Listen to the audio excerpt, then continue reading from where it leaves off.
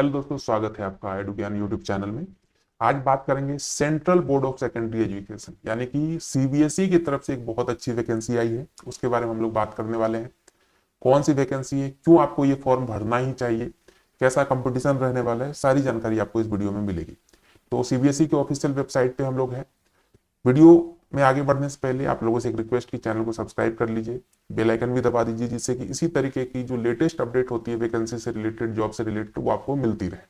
तो यहाँ देखिए, जो रिक्रूटमेंट सेक्शन है सीबीएसई की ऑफिशियल वेबसाइट पे, उसका पहला ही लिंक आपको दिख रहा होगा, online application for direct recruitment for the post of superintendent and junior assistant. इसका दो नोट यहाँ पे आपको देखना दिखाई दे रहा होगा, वैकेंसी नोटिफिकेशन और डिटेल एडवर्टाइजमेंट। तो हम लोग दोनों ओपन कर लेते हैं। ये देखिए, ये है डिटेल नोटिफिकेशन। इससे पहले एक शॉर्ट नोटिफिकेशन भी था इसका। यहाँ पे इसमें पोस्ट आप देख सकते हैं, कौन कौन से पोस्ट हैं। पोस्ट की बात करें तो यहाँ पे आपको दिख रहा होगा कि सुपरिटेंडेंट की पोस्ट है और जूनियर असिस्टेंट की। सुपरिटेंडेंट लेवल 6 की जॉब है और जूनियर असिस्टेंट लेवल 2 की जॉब है। दोनों में पोस्ट की संख्या देखें तो टोटल जो पोस्ट है सुपरिटेंडेंट की 142 है और 70 पोस्ट है आपके जूनियर असिस्टेंट में, यानी कि सुपरिटेंडेंट का आधा यहाँ पे पोस्ट देखने को मिल रहा है। फॉर्म अप्लाई कब से हो रहा है? 2/1/25 यानी कि 2 जनवरी से 31 जनवरी तक आप फॉर्म को अप्लाई कर सकते हैं। अब डिटेल नोटिफिकेशन पे चलते हैं और यहाँ पे आपको बताते हैं कि क्या क्या क्राइटेरिया है इस फॉर्म को भरने के लिए और क्यों ये फॉर्म आपको भरना चाहिए।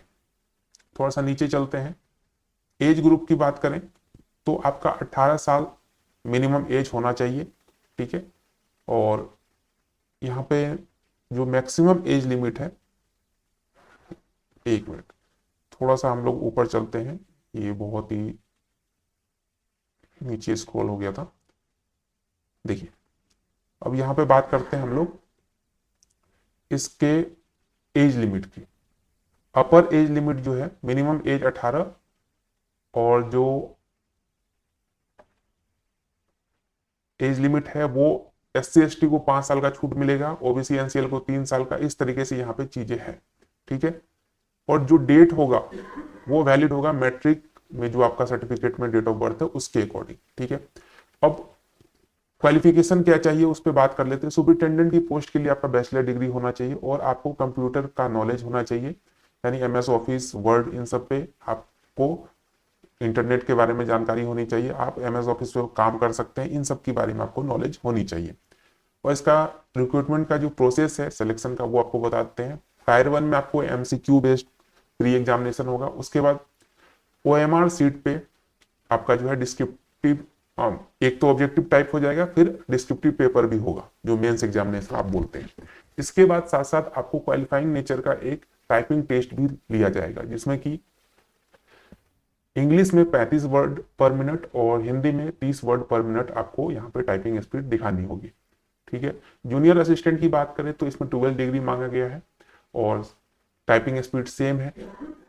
इसमें एक ही एग्जाम होगा, उसके बाद आपको टाइपिंग ले लिया जाएगा। और यही सुपरिटेंडेंट में 2 एग्जाम होंगे, प्री और मेंस दोनों होगा, ठीक है। एग्जामिनेशन फीस की बात करें तो जो OBC है, EWS है और जनरल कैंडिडेट है, इनको 800 रुपये यहाँ पे डाल के फॉर्म भरना होगा। ये सारी चीजें आपने देख ली। अब यहाँ पे जो एग्जाम का पैटर्न है वो देख लीजिए। जीके और करंट अफेयर से 30 क्वेश्चन रहेंगे।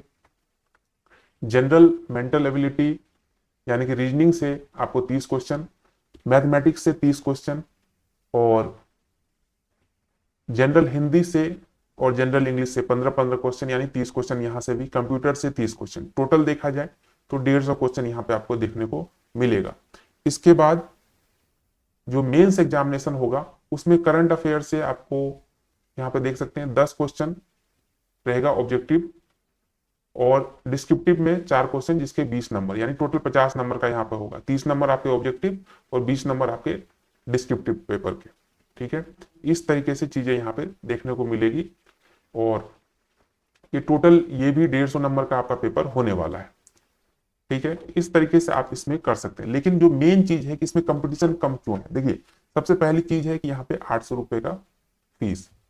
अभी जितनी वैकेंसी आई हुई है, चाहे वो रेलवे की हो चाहे SSC की हो, इन सब को देखते हुए लोग छोटे मोटे जो वैकेंसी आते हैं ना 100-150 वाले, उस पर अभी ध्यान नहीं दे रहे हैं और फीस अगर ज्यादा लगता है तो और ज्यादा कम ध्यान देते हैं। तो एक बहुत अच्छी अपॉर्चुनिटी हो सकती है, क्योंकि आपको पता होगा साल भर पहले एम्स की वैकेंसी निकली थी। अगर आप उसका जाके देखें, जो कट ऑफ है ना, अगर वहां पे 50% मांगा गया है तो 100 नंबर में से 50 नंबर लाने वाले भी मुश्किल से मिल रहे थे। 51 नंबर तक सिलेक्शन हुआ है, ऐसा भी स्थिति बना है। तो इस टाइप की वैकेंसी में आपको खास करके चुन चुन के आपको फॉर्म अप्लाई करना चाहिए, तो इसमें सिलेक्शन होने के चांसेस बढ़ जाते हैं। तो ये वैकेंसी मेरे अकॉर्डिंग आपको जरूर भरनी चाहिए। आपकी क्या राय है एक बार कमेंट में जरूर बताइएगा, और कोई फॉर्म भरने में आपको परेशानी आती हो तो वो भी आप कमेंट में लिख सकते हैं। चलिए मिलते हैं एक नए वीडियो में, तब तक के लिए चैनल को सब्सक्राइब और वीडियो को लाइक जरूर कर दें।